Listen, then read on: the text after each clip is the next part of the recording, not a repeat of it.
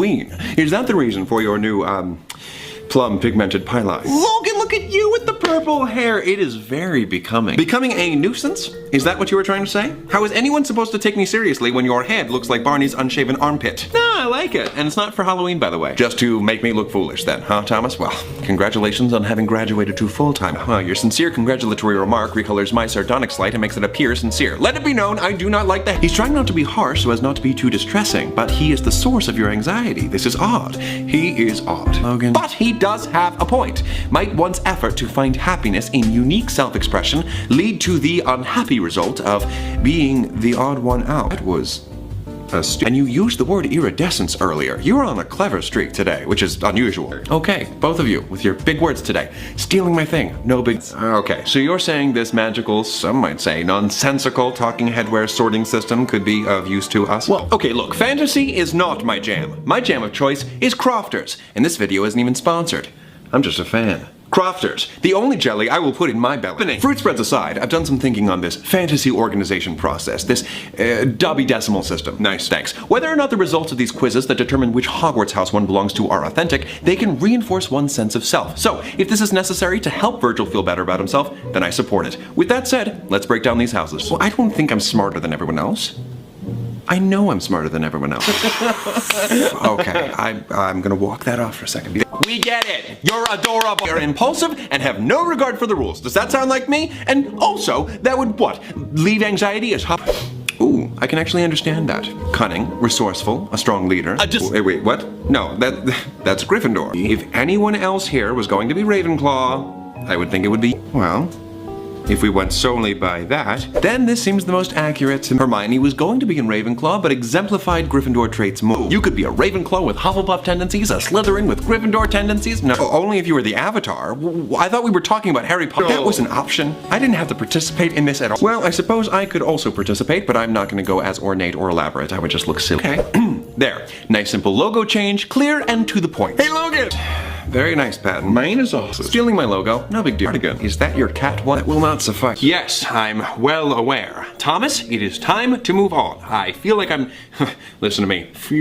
I feel like I'm nearly out of productive things to say on the matter. I'm just frustrated. Patton, are you still wearing that cat onesie from the previous? No, that's not what I meant. We already have one situation we have to deal with, and I told you that's not a practical garment. I'm definitely not talking about that. What do I look like, a Boy Scout Scoutmaster? I'm speaking in reference to reflecting on what once was. A bittersweet longing for the past can yield positive results. 2013 study authored by Wing Yi Chung, Erica G. Hepper, and 4 of their colleagues found that not only can nostalgia make one feel better in the moment, it also has the potential for making them feel more optimistic about the future. You can let your past motivate your present. There were good times, you accomplished much, you won medals. Won hearts? Let those positive checkpoints inspire you to keep going for more. Well, granted, there have been many different views on the concept of nostalgia. As recently as the 80s, a psychoanalytic theorist described extreme nostalgia as debilitating, but since then, a great deal of research has contradicted this. It's perfectly normal for humans to nostalgize. They do it at least once a week. See, even now, he is feeling nostalgic about an instant in which he felt nostalgic. Incredible. But I can gather Thomas is already experiencing that bittersweet longing for the past. I say that instead of fighting him on this and creating a more distressing headspace in the process, we allow him to indulge in those memories. Perhaps that will help him to understand that circumstances can improve. Can and will. Can. Let's not jump the gun here. Can they? Of course they can. If you've previously experienced stretches of time during which you felt fulfillment and happiness, then the idea that you could experience something similar in the future is not inconceivable. It's happened in the past, therefore it's decidedly, I would say he worries more than what would be considered the norm. Okay, but that still doesn't explain. I know I told you that nostalgia can cause people to be more optimistic about their future, but for habitual worriers, nostalgia can have an adverse effect on their overall mood. It can sometimes cause them to look back on the past compared to the present period in their lives and cause them to ruminate even more on how their present situation pales in comparison. However incorrect that outlook may be, their anxiety... Fine. If you don't want to listen to me, this is your issue to resolve. I am outie 50,000. 5,000? Bing, ding, ding. Okay then, does 2 p.m. Thomas brush his teeth? No. Isn't this so much fun? Now, set these alarms on your phone to keep track. Oh, it's you. Remus, you couldn't turn anything on if you tried. Schedule for the day.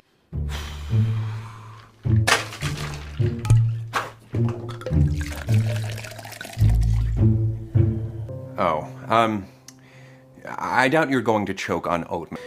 But it's also stressing you out because there's a lot to do and you don't want to do it. All of that is a perfect recipe for intrusive thoughts.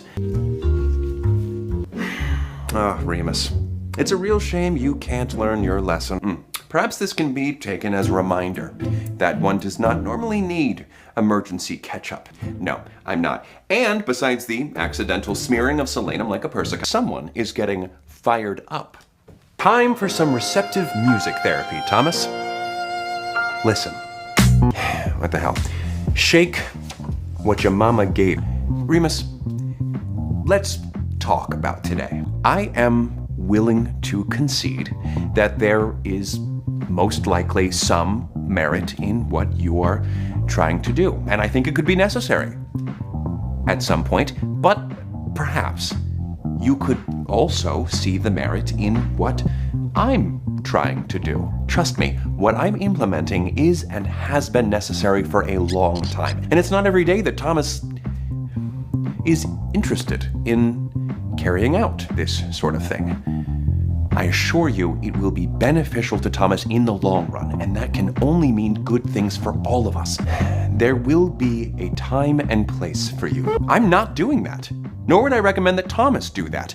Pretending that you aren't here would be unhealthy and only exacerbate. You have importance.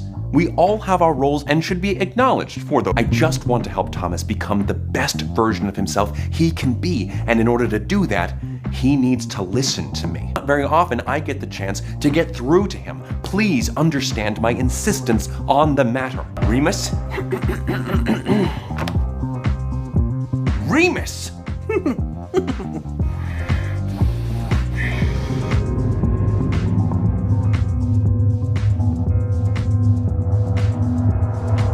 Stop ignoring me! Wait, Thomas, what about our plan? I don't mean to harp on something that's already been established, but I assure you, adhering to this agenda... All right.